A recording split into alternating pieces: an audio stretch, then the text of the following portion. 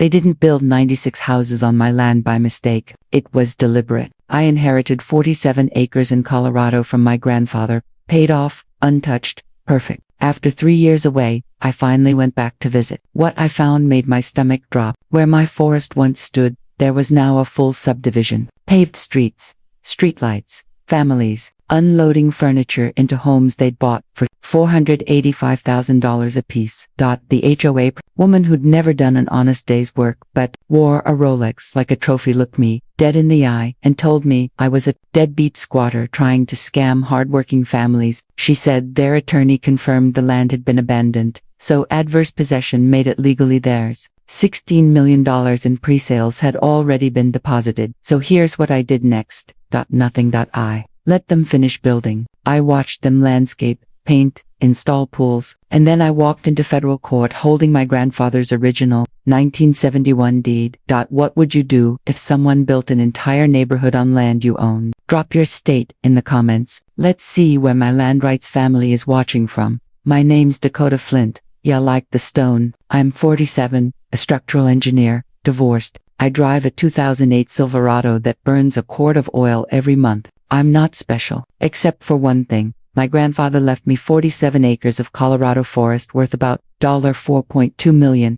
William Flint bought that land in 1971 for $8,200 cash. Depressiera man. He kept every receipt in leather-bound ledgers that smelled like pipe tobacco and WD-40. When he passed in 2019, he left me the property and one note tucked inside the deed.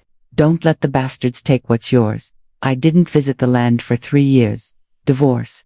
2 kids in college. 70-hour work week. But every April, like clockwork, I paid the property taxes $6,400 a year. Never late. Always online. I had the email confirmations. In August 2022, I finally drove up to scatter Grandpa's ashes, turned off Highway 36 onto the old fire road, and froze. The pine forest was gone. In its place stood 96 Mediterranean-style stucco houses with fake balconies and HOA mandated beige paint. A stone sign read, Ridgeline Heights, a Whitmore luxury community. I checked my GPS 4 times, same coordinates. This was my land. At the gatehouse, a security guard stopped me. Residents only.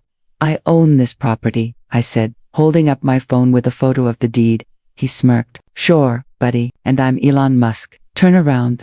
Before I could argue, a white Range Rover rolled up. Out stepped Cassandra Whitmore, mid-50s, Botoxed into permanent mild surprise, wearing white linen that probably cost more than my mortgage. She had that unmistakable confidence of someone who'd never been told no by anyone important. Problem, Ray? She asked the guard, not even looking at me. This gentleman claims he owns the development. She finally turned and scanned me. Work boots, Carhartt jacket, calloused hands. I watched her mentally file me under poor. How quaint, she said. Sweetie, if you're looking for construction work, most crews are already staffed, but I can take your number. I'm not here for work, I said. I'm the legal owner. William Flint was my grandfather. She pulled out her phone, scrolling with manicured nails. Our title company conducted a forensic search. This land was abandoned for over 3 years, which under Colorado adverse possession statute, that doesn't apply if property taxes were paid. I interrupted. Her smile sharpened. That's adorable. You know just enough to be dangerous. She handed me a business card like it was contaminated. Brian Keir, our attorney. He'll explain why your claim is what's the term frivolous. How many houses are sold? I asked. All of them. Pre-construction sales totaled 16 million. Families move in by Thanksgiving. She said it like a warning. This development is fully permitted through Boulder County. If you keep trespassing, I'll personally call Sheriff Mitchell. We're major contributors to his department's equipment fund. Then she did something that made my blood run cold. She took a photo of my license plate. Just in case you come back and vandalize anything, we have excellent security footage, she said, leaning in, and trust me, people like you don't win against people like us. The smell of diesel mixed with wet concrete, a nail gun popped like a countdown. I drove home shaking. That night, I spread Grandpa's documents across my kitchen table. The 1971 deed, 47 years of tax receipts, survey maps. Cassandra had threatened me, photographed my truck, and implied I was a criminal. She'd also just handed me everything I needed to bury her. Monday morning, I called Brian Keir. His receptionist had that dentist voice, pleasant in the way people are right before telling you that you need a root canal. Double quotes, Mr. Keir is in depositions all week. May I take a message? Dakota Flint, Ridgeline Heights. Pause. Oh yes, Mr. Keir anticipated your call. He's authorized me to offer a nuisance settlement of $15,000 if you sign a quitclaim deed by Friday. $15,000 for $4 million in land. I'd learned about quitclaim deeds during my divorce. It's the legal equivalent of saying, I give up, even if I'm right. Tell Mr. Keir I'll see him in court. I said, donned, hung up. I didn't need my divorce lawyer. I needed the kind who makes other attorneys double-check their malpractice insurance. My friend Marcus, a civil engineer in Cheyenne, gave me one name, Lydia Chen. She'd destroyed a railroad company in a Wyoming adverse possession case so badly they offered her a job just to make her stop. Her consultation fee was $500. I paid it on a credit card and prayed. Her office smelled like old leather and lemon polished, the kind of smell that costs money to maintain. Lydia was about 60, gray hair pulled tight, reading glasses on a beaded chain. She listened without interrupting, taking notes in handwriting so perfect it looked printed. When I finished, she said, show me your tax receipts. I handed her a folder thick enough to injure someone.